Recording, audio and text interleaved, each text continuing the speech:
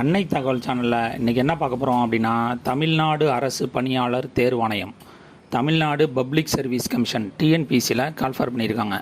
எத்தனை போஸ்டிங் அப்படின்னா 29 combined civil service examination அப்படின்னு சொல்லியிருக்காங்க. Group 1B and 1C posting அப்படின்னு சொல்லியிருக்காங்க. என்னென்ன போஸ்டிங் அப்படின்னா, அசிஸ்டன்ட் கமிஷனர் 21 போஸ்டிங் அப்படின்னு சொல்லியிருக்காங்க. Second district educational officer 8 posting, from open மார்க்கெட்டில் 6 போஸ்டிங்கு, மற்றும் teachers employed in recognised aided secondary school and higher secondary ஸ்கூலுக்கு 2 போஸ்டிங் அப்படின்னு சொல்லியிருக்காங்க. அது என்னென்ன அப்படிங்கிறத ஒன் பை ஒன்னாக பார்க்கலாம். ஃபஸ்ட்டு அசிஸ்டன்ட் கமிஷனர் 21 போஸ்டிங்கு என்னென்ன குவாலிஃபிகேஷன் வேணும் அப்படின்னா, பல்கலைக்கழகத்தில் ஏதேனும் ஒரு பட்டம் பெற்றிருக்கணும் அப்படின்னு சொல்கிறாங்க. மற்றும் இளங்கலை சட்ட பட்டம் 3 வருட படிப்பு முடித்தவங்க இதுக்கு விண்ணப்பிக்கலாம் அப்படின்னு சொல்கிறாங்க. அப்படி இல்லை அப்படின்னா இளங்கலை சட்ட பட்டம் இன்டகிரேட்டட் கோர்ஸ் அப்படிம்பாங்க, அது 5 வருஷம் முடித்தவங்க இதுக்கு விண்ணப்பிக்கலாம் அப்படின்னு சொல்கிறாங்க. அப்படி இல்லை அப்படின்னா சிவில் அல்லது குற்றவியல் அதிகார வரம்பில் 3 ஆண்டுகளுக்கு குறையாமல் ஒரு வழக்கறிஞராக உண்மையில் பயிற்சி பெற்றிருக்க வேண்டும் அப்படின்னு சொல்கிறாங்க. அப்படி இல்லை அப்படின்னா இந்து சமய அறநிலைத்துறையில் நிர்வாக அதிகாரி கிரேட் 1 அல்லது கிரேட் 2 அல்லது கிரேட் 3 அல்லது கிரேட் 4ல் வேலை பார்த்தவங்க இதுக்கு விண்ணப்பிக்கலாம் அப்படின்னு சொல்கிறாங்க. அப்படி இல்லை அப்படின்னா ஆய்வகம் ஆய்வாளர் அல்லது தலைமை எழுத்தர் அல்லது மேலாளர் அல்லது கண்காணிப்பாளர் பதவியில் 6 ஆண்டுகளுக்கு குறையாத வேலை பார்த்தவங்க இதுக்கு விண்ணப்பிக்கலாம் அப்படின்னு சொல்கிறாங்க. வயது வரம்பு 35.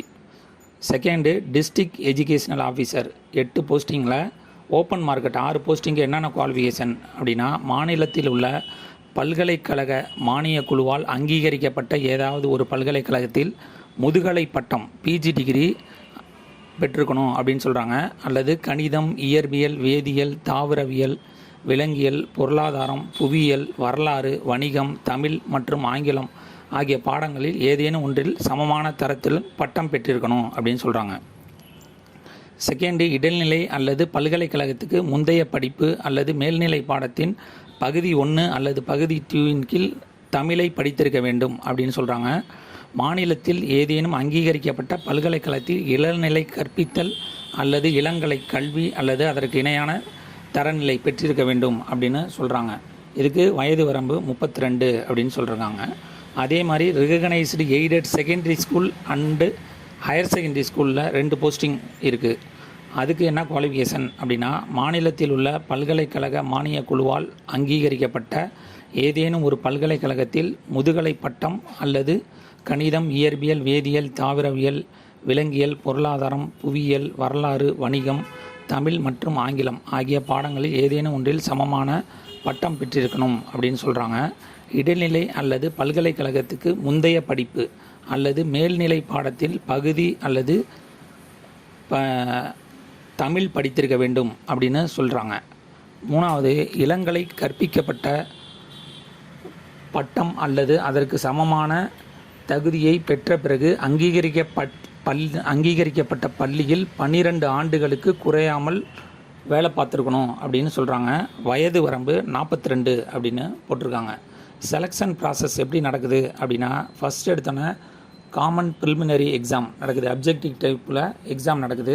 அதில் செலக்ட் ஆனவங்களுக்கு மெயின் எக்ஸாம் ரிட்டன் எக்ஸாம் நடக்குது மற்றும் இன்டர்வியூ அப்படின்னு சொல்லியிருக்காங்க. விண்ணப்பிக்க கடைசி நாள் 22/5/2024 அப்படின்னு சொல்கிறாங்க. Date and time of preliminary exam என்னைக்கு அப்படின்னா 12/7/2024 மதியம் 2:30லேருந்து 5:30 மணி வரலும் நடக்குது அப்படின்னு சொல்லியிருக்காங்க.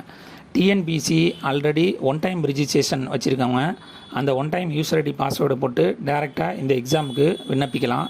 அப்படி இல்லை அப்படின்னா ஃபஸ்ட்டு எடுத்தோன்னா ஒன் டைம் ரிஜிஸ்ட்ரேஷன் பண்ணிவிட்டு அந்த யூசர் ஐடி பாஸ்வேர்டை வச்சு இந்த எக்ஸாமுக்கு விண்ணப்பித்து வெற்றி பெற்று பணியில் சேருக.